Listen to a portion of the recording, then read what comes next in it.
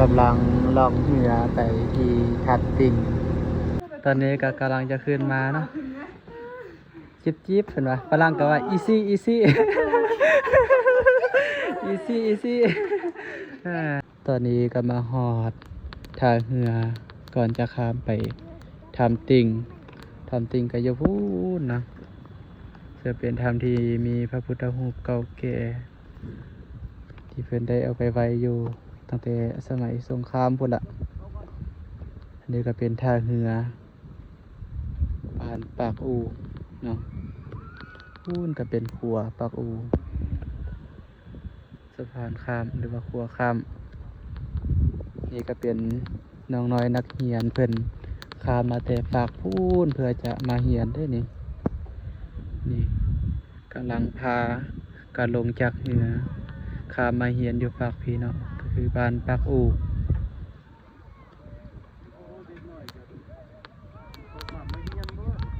นี่แหละมาเรียนขนาดพูนกำลังจะมา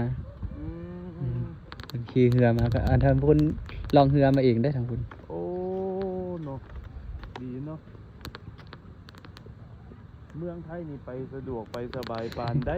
กะเขาก็ยังบ่อยากเรียนเลยอันนี้ขามน้ำขามทะเลขามของมาเพื่อสิมาพากันตั้งใจมาทำเฮียนเขียนอ่านเอาสู้ๆเด้อลูกหลานเด้อพากันตั้งใจเฮียนเด้อคุณเจ้าจักปีแล้วเนี่ยพากันอยู่จักปีแล้วฮะ9 ปี 9 ปีเรียนห้องได้แล้วอยู่ปอหยังล่ะป.5โอ้วันพุธเปิ้ลมื้อนี้ใส่แพรแดงพุ่นได้พูดอ่ะก็กลางขามเรือมาแต่แม่น้ำคลองพุ่นถ้าพุ่นก็กำลังจะมา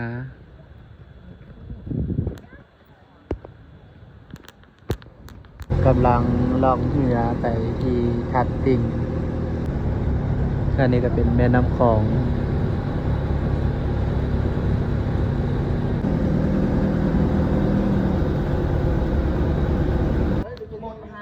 ตอนนี้กำลังจะขึ้นไป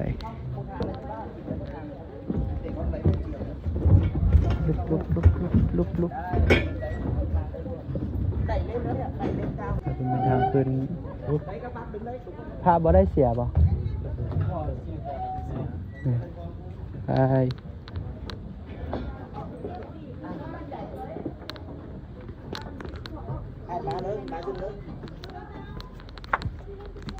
เดี๋ยวพาขึ้นไปเบิ่งทางเทิง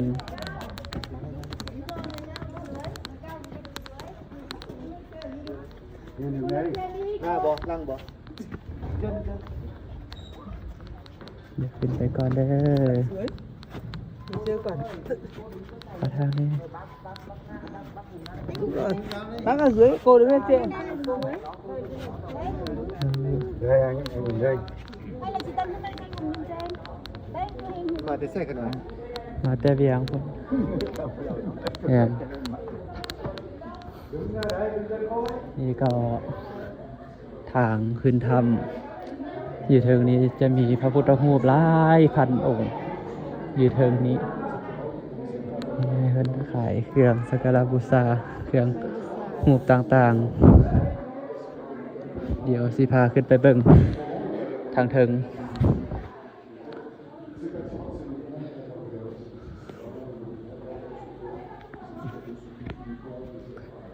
พระพุทธรูปเก่าแก่แล้วก็อันนี้น่าจะเป็นองค์ไม้ที่เพิ่นเอามาไว้เด้องค์ไม้องค์เก่าเด้เนาะเพิ่นมาไว้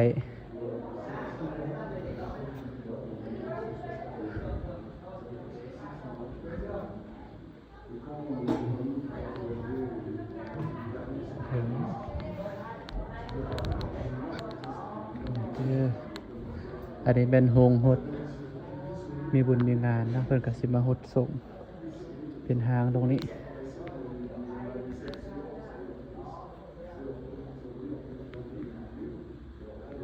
จะมีเป็นธรรมขึ้นถึง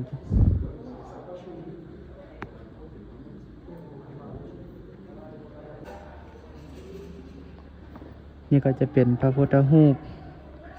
หลายๆองค์เป็นพระพุทธรูปเก่าแก่ น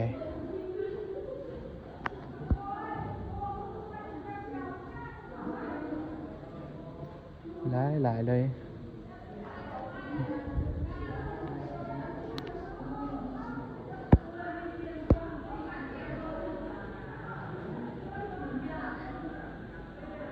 แล้วก็มีเป็นเจดีย์อยู่เทิงบน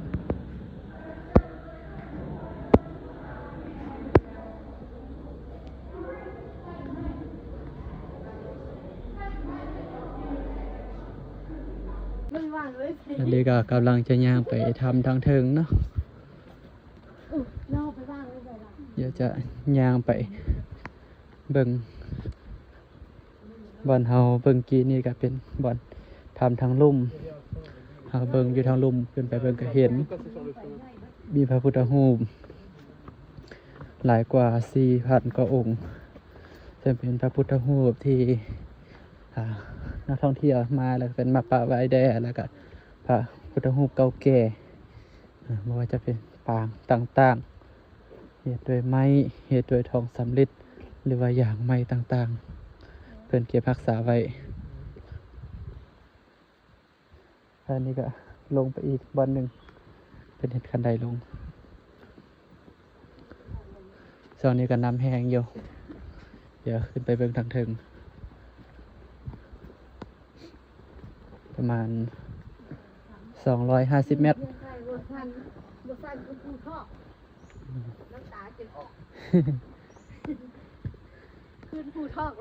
อันนี้ก็มานำเฮาทางมาทางจมเพิ่นว่ากำลังเดินทางขึ้นมาบ่ซ้ำภูทอกดอกเนาะแค่นี้จิ๊บเนาะอีซี่ใกล้จะฮอดแล้วกำลังเดินทางจนได้พักเนาะโอ้บ่ไหวแล้วเพิ่นว่าโอ้อันนี้น่ะสูงอยู่แต่ว่าคันใดมันบ่ได้เป็นขั้นคือภูทอกคันใดมันกว้างก็เลยไปได้สบายอันนั้นละซ่องลงไปแล้วเห็นเหวบ่เอาเมื่อยเนาะอันนี้สูงส่ำใดก็ขึ้นได้เพราะว่าคันใดยาว ระวังมืนเด้อเกือบเฮานี่แหละแห่งบ่รับประกันทำลุงทางห้องน้ำแล้วก็ทำเทิงขึ้นไปทำลูกเป็นอะไรจันนี่ใกล้จะฮอดปากทำแล้วอีกหน่อยหนึ่ง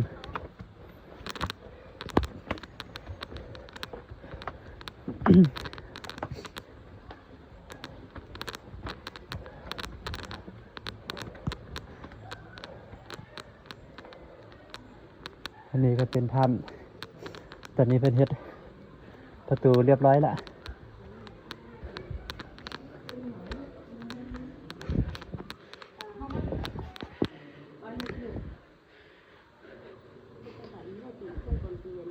ที่นี่ก็จะมีฤาษีเฝ้าทับ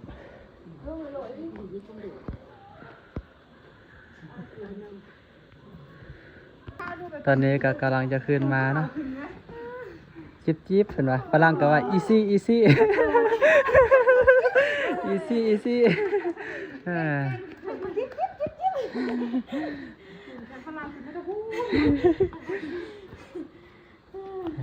พอได้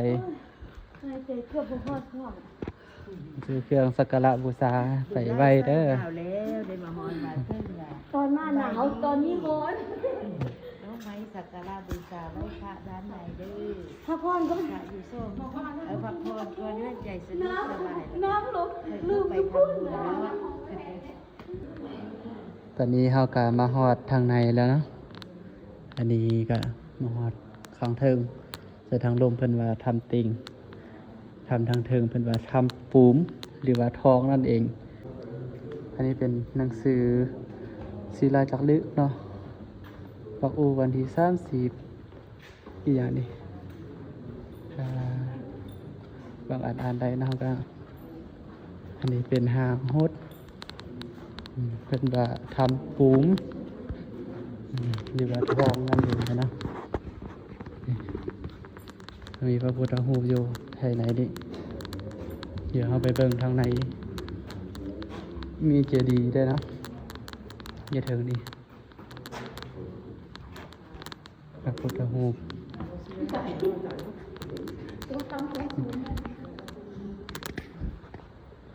ระพุทธรูปเป็นไว้ทางไหนนี่ อันนี้เป็นแท่นน้ำบ่ลืมนะครับนะ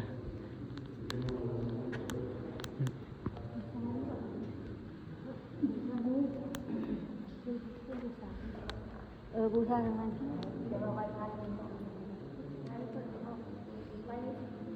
สร้างเจดีย์อยู่นี่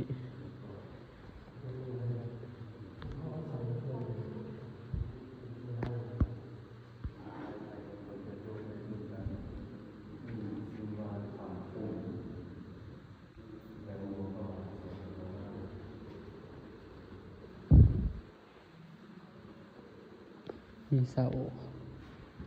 เก่าๆนะเสานี่